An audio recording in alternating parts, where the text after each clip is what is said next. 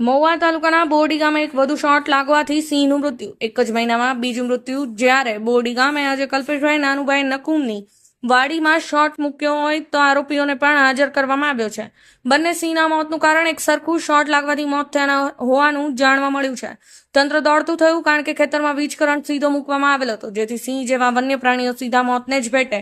જાન જાગૃતિનો અભાવ, સિંહ ટેકર તેમજ ફોરેસ્ટ અધિકારી લાપરવાહી જોવા મળી રહી છે. ત્યારે આપણા કાઠિયાવાડીના સિંહો આ રીતે મોતને ભેટે છે, ત્યારે શું સરકાર ત્યારે તમાશો જોઈ રહી છે?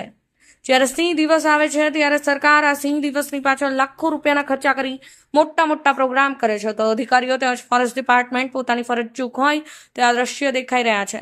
સિંહ પ્રેમીઓમાં નારાજગી જોવા મળી હતી. આવી લાપરવાહી રહેશે તો હજી પણ આવા બૃહદ ગિરનાર સુંદર સિંહો ગુમાવવા પડશે. માટે જો ફોરેસ્ટ ડિપાર્ટમેન્ટ પોતાના ધ્યાન ન લે તો હજુ પણ ઘણા જીવો ગુમાવવા પડશે. એનું દુઃખ સિંહ પ્રેમીઓમાં જોવા મળી રહ્યું હતું.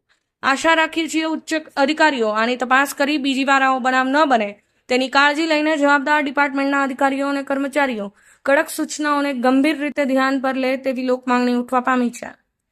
હરેશ ચાવડા, સમય 24 ન્યૂઝ, મહુવા. નમસ્કાર, હું મનીષ ગોસ્વામી, પ્રમુખ સલાહ institute foundation Gir Gujarat, advocate Gujarat high court.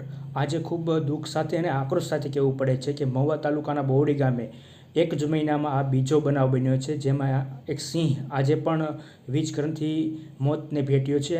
આજથી 15 દિવસ પહેલાં પણ એક સિંહ વીજ કરંટથી મોતને ભેટ્યો હતો. આમ એક મહિનામાં 2 સિંહના મોત થયા છે અને આ મોતથી સીધા ફોરેસ્ટ ડિપાર્ટમેન્ટના પેટ્રોલિંગ ઉપર સીધા સવાલો ઊભા થાય છે. જો ફોરેસ્ટ ડિપાર્ટમેન્ટ પેટ્રોલિંગ કરતું હોય તો આવા બનાવો ના બને, કેમ કે એના પેટ્રોલિંગમાં એને બધું ધ્યાન રાખવામાં આવે છે કે ક્યાં છોડ મૂકવામાં આવે છે, કઈ બાજુ સિંહ છે. આ તમામ લોકેશન ફોરેસ્ટ ડિપાર્ટમેન્ટને રાખવામાં આવે છે. પરંતુ મને અત્યારે એવી વાત મળે છે કે ફોરેસ્ટ ડિપાર્ટમેન્ટ દ્વારા જે લાયન ટેકર રાખવામાં આવે છે, લાયન ટેકર સાવ નવા છે, જેને સિંહ પ્રત્યે કોઈ લોકેશનમાં પણ ખબર નથી પડતી. આવા ટ્રેકરોને વન વિભાગના અમુક અધિકારીઓની મિલીભગતથી અને તેના સગા સંબંધીઓના કહેવાથી રાખવામાં આવ્યા છે અને અનુભવી ટ્રેકરોને છૂટા કરી દેવામાં આવ્યા છે. અને ફોરેસ્ટ ડિપાર્ટમેન્ટની તપાસ તટસ્થપણે કરવી જોઈએ. આની પહેલાં પણ જે વીજકરણમાં પકડાણા એમાં અમુક લોકો એવું કહે છે કે આ લોકો તદ્દન નિર્દોષ છે, તો સ્પષ્ટપણે તપાસ કરવી જોઈએ. આજ પણ આરોપી પકડ્યા છે, ખૂબ સારી કામગીરી છે. પણ પેટ્રોલિંગનું આવું સારું પેટ્રોલિંગ થતું હોય તો આવા બનાવો કઈ રીતે બને એ પણ એક પ્રશ્ન છે. અને ખોટવડામાં સિંહોની સુરક્ષા માટે ત્યાં વનકર્મીઓ રહી શકે તે માટે થઈને 7 ક્વાર્ટર 3 વર્ષ પહેલાં બનાવવામાં આવેલા છે. પણ આ ક્વાર્ટરમાં આજ દિન સુધી કોઈ રહેવા ગયું નથી કે કોઈ પણ ફોરેસ્ટ ડિપાર્ટમેન્ટના કર્મચારીને આ ક્વાર્ટર ફાળવવામાં નથી આવ્યા.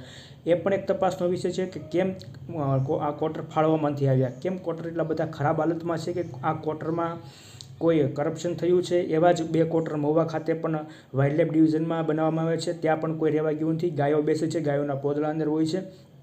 તો આ શું સિંહના નામે કરપ્શન થઈ રહ્યું છે? એ પણ તપાસનો એક વિષય છે. આથી હું સીસીસીએફને અને હું સોશિયલ મીડિયાના માધ્યમથી અને પ્રેસના માધ્યમથી ઉપલા અધિકારીને ધ્યાન દોરવા માગું છું કે આ જે સિંહના નામે જે કરપ્શન થતું હોય તેને અટકાવવું જોઈએ અને સિંહની સુરક્ષા માટે કડકથી કડક જે પગલાં લેવાય તે લેવા જોઈએ. જો ધ્યાન દેવામાં નહીં આવે તો આવા બનાવો તો છાશવારે બનતા જ રહેશે. એમાં કોઈ નવાઈ નથી. Thank you.